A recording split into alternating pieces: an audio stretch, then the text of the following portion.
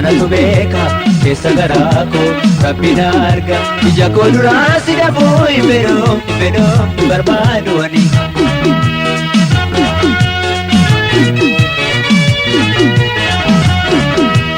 Amma si jaallu anatu beeka keessa garaa koo Rabbiin arga ija koo duraa si dhabuu hin fedhoo barbaadu ani.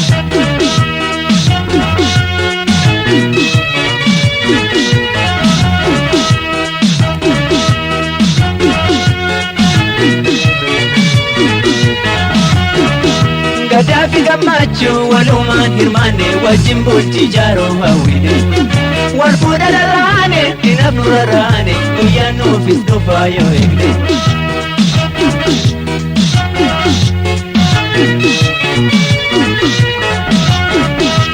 Amma si jaallu anatu beeka keessa garaa koo Rabbiin arga ija koo duraa si dhabuu hin fedhoo barbaadu ani.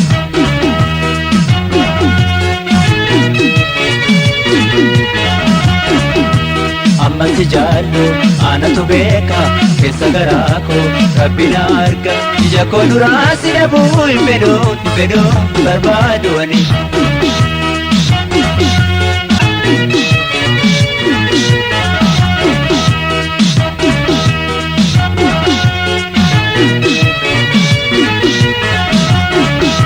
Ani sina qaba ati sana qabu walii hiikoo taanaan gadarbu. Jette nama irraa maa gaafadhu jaalala dhugaatii na jaallu.